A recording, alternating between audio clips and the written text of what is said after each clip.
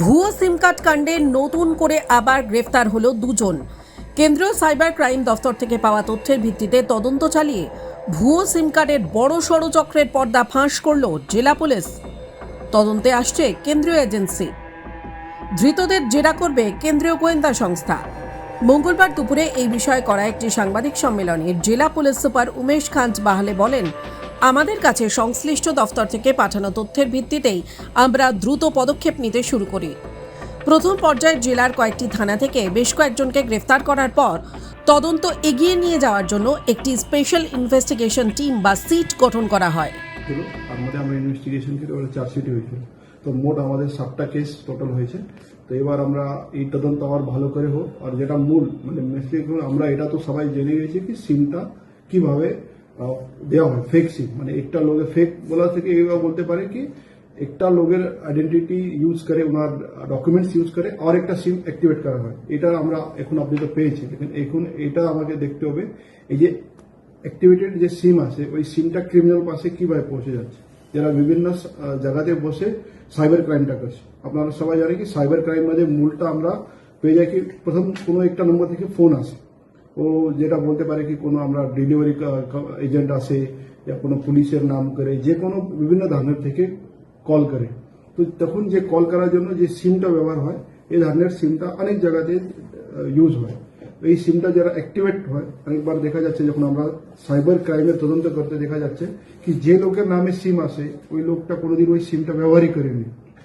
তো সেটাই আমরা এখন অব্দি যে 7টা কেস মধ্যে তদন্তে এটাই উঠে এসছে কি যে আমরা যত লোকের সঙ্গে কন্ট্যাক্ট করেছে উনি বলছে আমরা কোনো এই নাম্বার আমি কোনোদিন ব্যবহারই করিনি। লেকিন তখন ব্যাক চেক করা হয়েছে কি উনি একটা সিম নিয়েছিল ওই সময় আশেপাশে, যখন একটা এই সিম অ্যাক্টিভেট হয়েছে তো ওই সময় ওই সপ্তাহ মধ্যে 1-2 দিন আগে পিছিয়ে উনি একটা সিম নিয়েছিল। তো তার থেকে এটা বোঝা যাচ্ছে কি যখন উনি একটা জেনুইন সিম নিয়েছিল ওই সেম ডকুমেন্টটা ব্যবহার করে আর একটা সিম অ্যাক্টিভেট করা হয়েছিল আর ওই সিমটা তখন মিস ইউজ করা হয়েছে। তো এটা আমাদের সবচেয়ে মূল এটা হচ্ছে কি ওই সিমটা ক্রিমিনাল পাশে কিভাবে পৌঁছে যাচ্ছে। কেন আমরা যখন যত এটা পেয়েছে এইটা সব কেস আমাদের এখানে হয়নি। এই সিমটা বিভিন্ন জায়গা থেকে ইউজ করা হচ্ছে, দিল্লিতে আছে, মহারাষ্ট্রতে আছে, ইউপিতে আছে, বিভিন্ন জায়গা থেকে ইউজ করা হচ্ছে। তো ওই সিমটা কিভাবে ওখানে পৌঁছেছে সেটা একটা ইম্পর্টেন্ট আছে, সেটা আমরা এখন খতিয়ে দেখছি। আর এইরকম আমার তদন্ত আগে যাবে আর ডিটেলস আমরা দেখবো। সাহেব বলছি সেদিনকে যেটা বলা হচ্ছিল যে এখানকার সিমগুলো বিভিন্ন কলকাতার কল সেন্টারে যাচ্ছিল, সেই সোর্সটাকে কি আপনারা ধরতে পারলেন? সেটাই তো আমি বলছি, এখন আমরা মূলটা পেয়ে গেছি কি এই যতগুলো সিম কোন দোকান থেকে বিক্রি হয়েছে সেটা আমরা ধরতে পেরেছি। এখন আমাদের নেক্সট স্টেপ আছে কি এই দোকানদার ওই সিমটা ক্রিমিনাল পাশে কিভাবে পৌঁছেছে, ও নিজে দিয়েছে কি আর কাউকে ভিতরে আর মিডল কেউ আছে, সেটা ছেড়ে আমাদেরকে দেখতে হবে। তো সেটা থেকে আমরা বুঝতে পারবো কি কিভাবে এটা সিমটা অ্যাক্টিভেট হয় আর কিভাবে এটার থেকে এটাই পাওয়া যাচ্ছে কি এরা মোস্টলি সবাই একটা এজেন্ট, মানে যারা আমরা দেখে অনেক জায়গাতে যারা সিমটা দোকানে সিম বিক্রি করে या फिर মার্কেটে ওরা নিজে কোনো স্টল লাগিয়ে, এখানে কিছু জায়গাতে আমরা দেখেছি অনেক রুরাল এরিয়াতে নিজে বাড়ি বাড়ি গিয়ে সিম বিক্রি করে। এই বিভিন্ন ধরনের যারা আসে ওরা বিভিন্ন এইভাবে যারা কাজ করে। তো ওরা স্বীকার করেছে কি ওরা একটা লোকের সামনে যখন ও সিমটা দিচ্ছে তখন ওই ডকুমেন্ট নিয়ে একটা সিম অ্যাক্টিভেট করে ওনাকে দিয়ে দিত আর সেম আবার ওই ডকুমেন্ট ইউজ করে আর একটা সিম অ্যাক্টিভেট করে রাখতো আর ওই সিমটা উনি যখন ফিরে যায় দোকানে জমা করে দেয়। এখনো পর্যন্ত জলপাইগুড়ি জেলা পুলিশের বিশেষ অভিযানে জালিয়াতির মাধ্যমে সিম কার্ড ইস্যুর বিরুদ্ধে কড়া ব্যবস্থা নেওয়া হয়েছে। জেলার বিভিন্ন থানায় 4টি মামলা ইতিমধ্যেই দায়ের করা হয়েছে। 3 জনকে গ্রেফতার করা হয়েছে, 35টি জাল সিম কার্ড বাজেয়াপ্ত করা হয়েছে। এছাড়াও পিওএস মেশিন, বায়োমেট্রিক ডিভাইস উদ্ধার করা হয়েছে।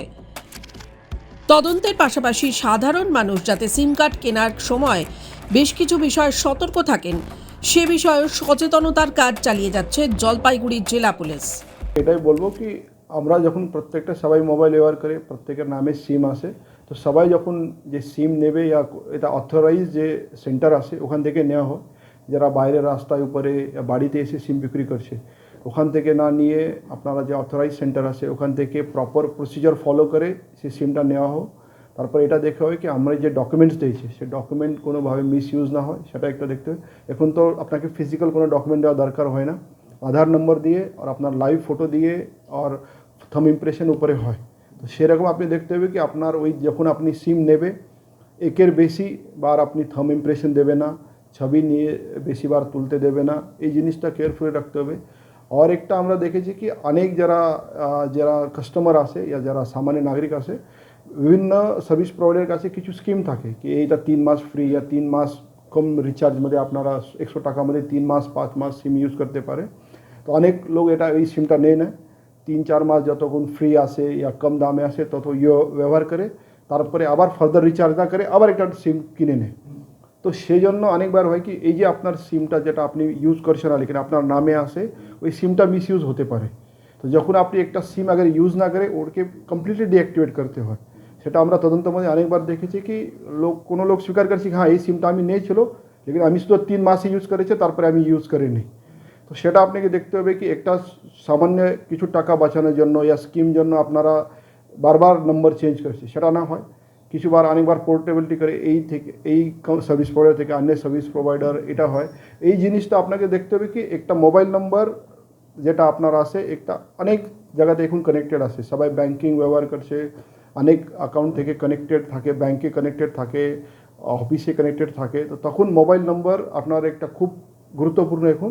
তো ফ্রিকুয়েন্টলি নম্বর চেঞ্জ করা या যে কোনো জায়গাতে নম্বরটা শেয়ার করা এটা একটা প্রবলেমেটিক আছে। তো সেটা আপনাকে দেখতে হবে কি আপনি সব জায়গাতেই কমন প্লেসে আপনার সব মোবাইল নম্বরটা যেটা ইম্পর্টেন্ট মোবাইল নম্বর আছে সেটা আপনি দেবে না, अगर দেবে তো কেয়ারফুলি দেবে। আর যখন সিমটা ব্যবহার করবে আপনার বাকি যে ডিটেলস আছে, আর সবচেয়ে ইম্পর্টেন্ট আমার যেটা ইনফরমেশন যেটা আছে পার্সোনাল ইনফরমেশন আমি ওভার ফোন কাউকে দেবো না। যে কোনো লোক আমাকে আমি ব্যাংকে থেকে বলছি, আমি সার্ভিস প্রোভাইডার থেকে বলছি या পুলিশ বলছি, যে কোনো লোক হতে পারে, আপনি কাউকে আপনার পার্সোনাল ডিটেলসটা ওভার ফোন দেবে না। আপনার এই কোনো এটা নেই কি আপনার একদিন না ডিটেল দেওয়ার পরে কোনো একটু বড় ঘটনা হবে, আপনি একটু ওয়েট করে ওই ডাইরেক্টলি ফিজিক্যালি গিয়ে ওই ডিটেলসটা ওখান থেকে দেবে, তখন আপনার নিজে বাঁচাতে পারবে। টাইমস নাও খবর।